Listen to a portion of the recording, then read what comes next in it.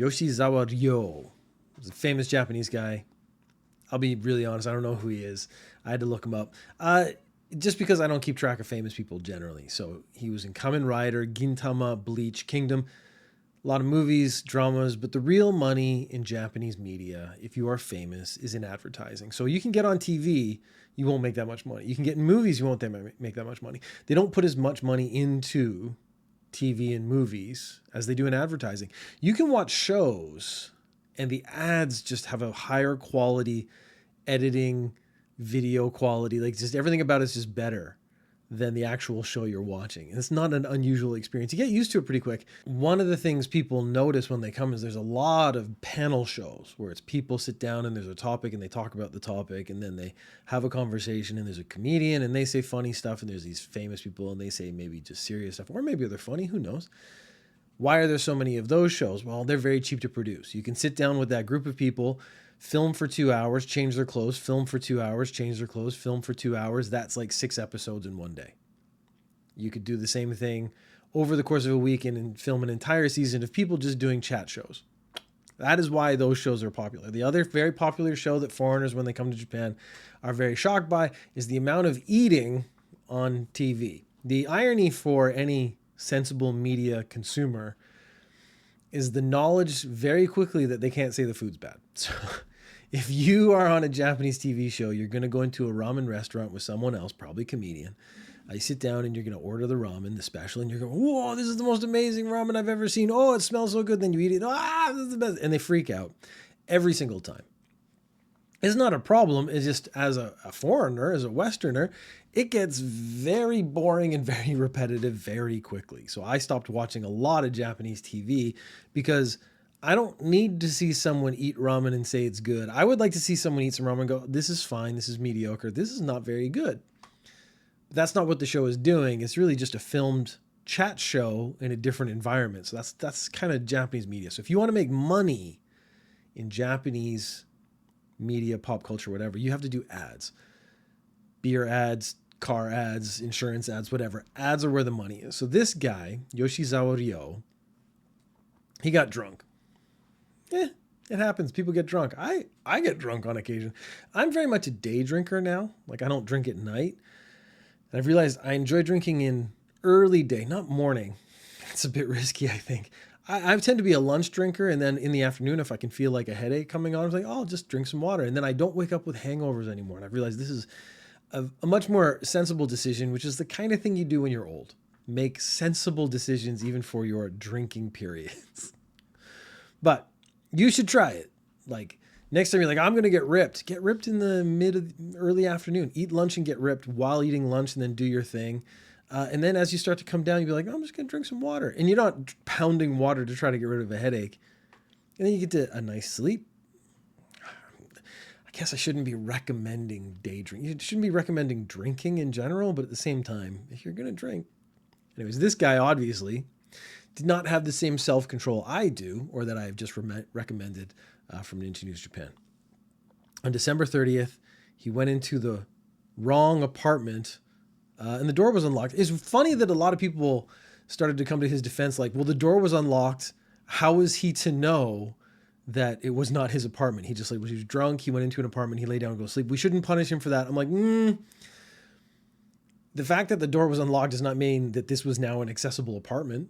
Does not mean it was okay to just go in and like make yourself at home. If I leave my door unlocked and you come into my house, there's a beating happening. I don't know if it's going to be you or me, but I'm going to do my best to make sure it's on you. I have been told that perhaps I leave the door open on purpose in the hopes that someone will intrude into my house so I get to fight them so that I can test my skills. And that may or may not be true. I actually think I just don't think about it because I don't mind if we have to go there at some point in the future. I don't know what this conversation just happened. Yoshizawa gets drunk, goes into the wrong apartment, gets in trouble. Fair. He loses his advertising deal with Asahi, the makers of Asahi Super Dry. I think he had a special drink he was doing with them, like a certain drink campaign. Who cares? It's just all shit beer. Beer companies make beer, and then they make light beer, and then they make like beer adjacent drinks. That's the big push right now for beer companies, is things that are not beer that could take the beer space that used to be. They're not going to be successful. Beer has an image that goes with it. I'm not a big beer fan, but again, I'm not judging people who do drink beer, although I absolutely do judge them. They are looking for the thing. And so this was supposed to be one of the methods is they get this guy who's a fairly popular actor. I don't know what their demographic they were trying to appeal to. I also don't care. You can't have your beer, ironically, associated with someone who gets in trouble while they're drunk. I think that's the whole irony of this story is that this alcoholic beverage is being represented by clearly a fan of alcohol, by clearly a user of the product. Now, I actually generally, if I know someone who advertises something is an actual user of that product, their opinion would go a little further. Like if they came up and they were advertising a phone or a car or something, and I knew they had that phone, I knew they had that car, I'd be like, well, they believe in that product. Ninja News Japan doesn't really do any advertising, so I don't have that moral dilemma, but I'm pretty sure I would sell out almost instantly. My morals are very shaky when it comes to the need for money, and I think that's actually true of most people. So this is not an opportunity that's going to come my way anytime soon. But if I actually was going to advertise something, I'd want to use it, and if I didn't like it, I think the tone of the ad might get that through. So that would be something. I consider the people listening to Ninja News Japan to be like they have a more subtle understanding of media consumption, and they would get the message that I really use this product versus I don't. Like I think someone goes, I really use this. That's actually like, do you? Or are you just saying that because you really don't use it, but you need people to believe you do? Anyways, irrelevant. So he's lost his beer money. I don't know if this has gone so far as he's going to lose his other money. We have another guy, one of the guys from SMAP just got in trouble. It turns out he paid 90 million yen to a woman to solve troubles.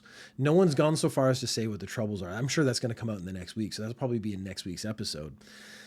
But it's one of those things where people are like, okay, this guy's losing all his shows. Is that okay? And it's like, well, the fact that he perhaps, again, we don't know what actually happened, but it's bad enough that he felt it was acceptable to pay 90 million yen to keep this woman quiet. Is it okay for someone who's famous just to do bad things and then pay money and then stay on TV? And this is a real moral quandary because the companies, he's famous, a lot of people around him are getting paid. Do those people deserve to lose their jobs? No, they can get other jobs, but whatever. This guy has enough money. If he's been sensible with his money, he has way more than 90 million yen. That's nothing to him. There is a question coming as to how much this guy loses and therefore deserves to lose. It'll be one of the conversations in sort of Japanese entertainment news over the next couple of weeks. I know he's going to be removed from shows. The question is he going to be removed from shows for a couple weeks, a month, years, or forever? That's actually the way it goes. There was a story. You're getting a lot of reminiscing of old Japanese stories. Becky was very famous. She was on every TV show for a little while, and then she just disappeared, and I didn't know why. And it turns out that she had been having an affair with a very famous guitarist who was married, so she was the mistress. The guy... So this is two people did the exact same thing. He cheated on his wife. You could even say that Becky was more innocent because she wasn't married, and you could maybe pretend she knew he was married, but she was the other woman. She lost everything. She lost all her show. She lost all her contracts. She couldn't do anything anymore. She was just gone that week. The guitarist gone for about 2-3 weeks and then came back as if nothing happened. And that was one of those things that sort of tells you a lot about Japanese culture and society and the patriarchy and all that stuff is still alive and well and going. I think it is changing, but it's a very slow process. I think if she was punished that much, he should have been punished that much. I just think the punishment should have been equally distributed, and it wasn't. And that was, even again, with my own personal biases, I was like, well, that was unfair. I never liked her, so I don't miss her. Asahi had to put out a statement. And they said, the Yoshizawa Ryo incident isn't a fact as an alcohol company of which we can approve. If this guy who's representing our alcoholic product is going to get drunk and then walk into other people's houses, and then something sooner or later, something worse is going to happen, we can't have that reflecting back on us, so we're going to cut ties with him, which is a very understandable position. I do still, part of my brain goes, but I know he was an avid user. There's a new law. We've spent this year, 2024, the last part of 2024 talking about host clubs a lot. There were rules changes, there were laws, there were crackdowns, there were things, a lot of stories about people getting involved with hosts. Riri-chan, the whole deal. She made millions of yen off ripping off people and scamming and stuff, and she gave it all to a host, so she didn't even make any money off that in the end. Okay, so this is a huge problem in Japan, and has been under in the seedy underbelly of Japan as a culture. Well, now it's starting to catch up with them, because what happens is the host gets you into debt, and they say if you want to get out of debt, you have to do this essentially adult services. If you want to get out of debt, we're going to make a movie. We're going to sell you to other people. They're basically doing their best to get these women into debt so they can then abuse them more. So now there's a new law targeting specifically host and hostess clubs, but host clubs mainly. Businesses suspected of engaging in romance trade could be shut down completely. Romance trade is now the term that they're going to be using for, I'm a host, and we start to form a relationship, a professional one, as the host and the customer. And then I trick you into falling in love with me, and I try to exploit you with dangling the idea that you could be my girlfriend or we could have a relationship or something like that. That is now going to be classified as a scam or a crime. It hasn't actually been classified yet, but it could get the entire establishment shut down. So it means all the other hosts lose their jobs. All the management, they lose their jobs. They get shut down for that. A criminal penalty will be attached to this for coercing customers into sex. This doesn't mean sex with the host. It will be into any sort of sex work. So this could be pornography. This could be selling them to people, anything like that. Any sort of sex work. It will be at least 6 months in prison and 1 million yen fine. Now that actually doesn't sound like much, but again, this is supposed to be the first step in a deterrent, and it should stop it from happening. But then they're also talking about shutting down the establishment. A whole bunch of people will lose their jobs. This might make them more cautious, or at least give the police more ammunition to go after them. A 55-year-old civil servant was fired. It's not an unusual story. What did he do? Well, let me tell you. He left his shift to go to the gym. And that's bad. You shouldn't leave your working hours, your shift, your job to go to the gym. I think we can all agree on that. I mean, you go on your lunch break, it's your break, so you're not really at work anymore. So obviously he was leaving during work hours. An anonymous call was made that this was happening regularly. So they had found out he kind of did it once. There was a phone call.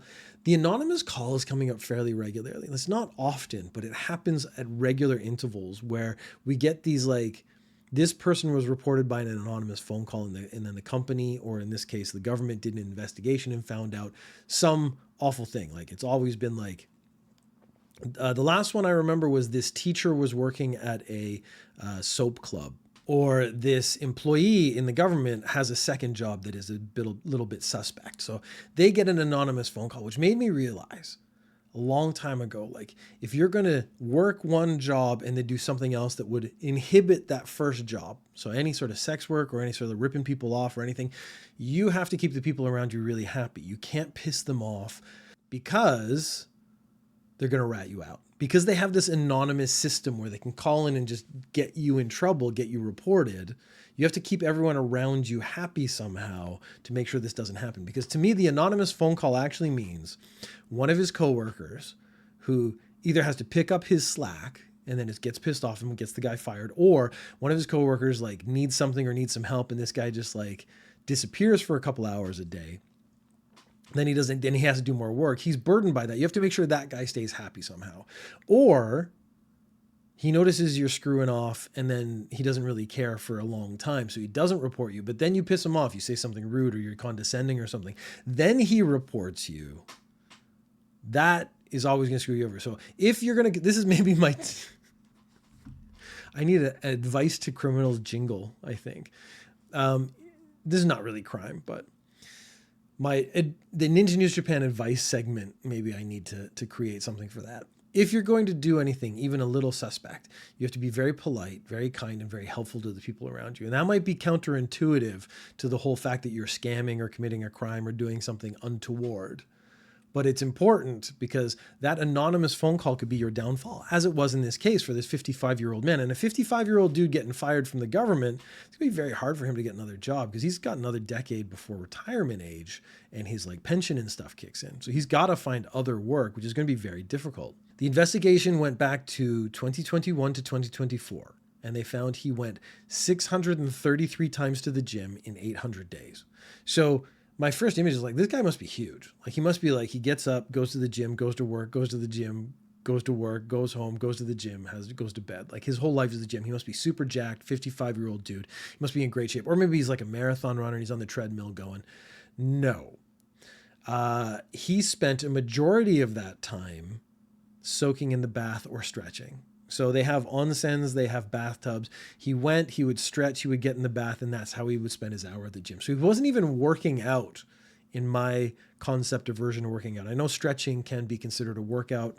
Yoga is very good for you, that kind of thing. He wasn't even doing that. He was maybe doing a little of that 10, 15 minutes, then getting in the bath for the rest of the time, then going back to work. I'm sure at work, he was a very relaxed man. Or because he wasn't in the bath relaxing, he was actually really pissy at work, which is how the anonymous phone call happened. They calculated this was 633 times in 800 days. So that's giving you a sense he was going almost every day to the gym, and not to work out, to just sit in the bath. So he wanted to sit in the bath in the gym every day. He said because he had numbness in his arm and it really helped with his arm. I bet you could get a doctor's note of some sort to get some sort of accommodation for that, if it was true. I don't know if it's true. I don't want to make aspirations, cast aspersions towards this man because I don't know enough. I only got the information from the article. But they calculated to 658 hours and 36 minutes. So he was going about an hour every time he was going. He's gotten fired. It's not like a crime, so he's not going to get charged with anything, but the company could sue him for the lost wages. So he has to pay back 1.8 million yen for the hours he was being paid while at the gym soaking in a bath. His statement at the end was, "I overdid it. I regret it." Talking again about doing too much, a 21-year-old woman was arrested for making 670 calls to the fire department. Now, the last few times we've had this, it was the person was lonely or wanted to talk or didn't feel anything or was bored. They tended to be older people. So older people, they got this time, they don't know what to do, so they start calling emergency services to get attention or something like that. This woman, she had a different reason. She would call up and say, "You're noisy. If you come again, I'll kill you. I'll crush the ambulance." So I don't know how big or strong this 21-year-old Japanese woman was, but I'm going to go ahead and bet she couldn't crush an ambulance. Sometimes she would make silent calls. She would just call up and just stay silent on the phone. But this inhibits the ability for other people to actually make phone calls to the fire station or emergency services to get the help they might actually need. So she's obstructing business. She sometimes made up to 50 calls a day. It's not hard. They can trace phone calls. So, I mean, it's not a hard thing to do. I actually thought, like, when the calls became a nuisance, like when she started calling, I was like, the fire department guy should have gone, "Okay, tell us where your house is and we'll make sure to turn off the siren when we go by." And then if she goes, "Oh, that's good," she'll tell you her address and then you actually know where she is, so you can just call the police. It is awful that they had to wait till it got to like 670 calls before they actually could get something actually done. I'm wondering if that's because her calls were too short or they weren't able to trace it. I don't know enough about actually tracing calls. So that's actually maybe the first issue. But it sounds like it's actually slightly harder than it is on the TV. Final story for today. I'm actually doing this a little early because today is a national holiday and I have to work tomorrow and I'll make that day up later, but that later won't be Tuesday, so I won't get an episode in Ninja News Japan out. And I know you are desperate for your Japanese news, and just to hear my voice, for the few people who I know listen to this when they go to sleep, I'm trying to keep an even tone and not get too excited, but it's just so you get that sound in your ears when you go to bed, and I appreciate you.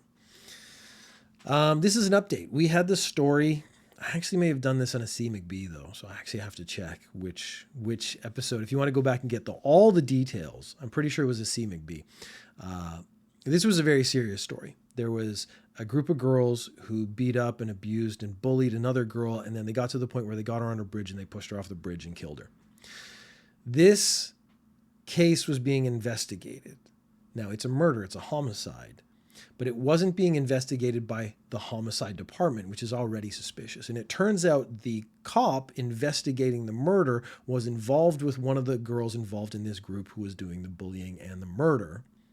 The girl, she's already on trial. This police officer has lost his job. This is just a really short update as to what happened to him. He was having a relationship with the suspect in a murder investigation, and they case was investigated by not the homicide department, which is already to me like he's pulling strings to try to get her out of the investigation so she doesn't get it. He's essentially trying to cover up a murder. The cops that partied with her, so basically she worked at a bar and all these cops went to this bar. They're saying she was actually a confidential informant. She was like a CI. She was giving them information. And this cop who was working with her got too close to her. And I was like, that sounds like a bunch of cops trying to cover for another cop. But he was found out because one of the cops in this group actually reported his behavior. So there were some good cops out there being like, dude, I think this guy's going too far. And then when the murder investigation comes up, it's like, holy crap, now you've gone way too far. I need to report this. The police officer was married with children. So that just adds another layer of ick to this whole story. They're saying she was a CI. They got too close. They were working together. And then he sort of, but the fact that a lot of these police were involved in making sure this didn't get to the right department, to the homicide department, that this wasn't investigated properly, shows that there is sort of a level of corruption that was going on in the department, which I actually think that would be the next step of investigation, because all those other cops are going to be like, take a step back and be like, well, now that he's been caught, we had nothing to do with it. And they're all just saying, oh, she was a CI and stuff. I don't believe any of that. I believe they were covering for that guy they work with. The thing is, he hasn't been prosecuted for anything. So there's no, has he committed a crime? That's actually the question that I'm left with. So he's been fired. He's no longer a police officer, but he was part of a cover-up. Maybe. Did he interfered with an investigation? Absolutely. But is that provable? So that becomes a whole other set of questions. Again, we don't have the information for this, but it does seem like this cop interfered with an investigation. Has a crime occurred, or has he just made some bad choices and ended up losing his job? We don't know. It would have been better if he went to the gym and just spent his time in the bath.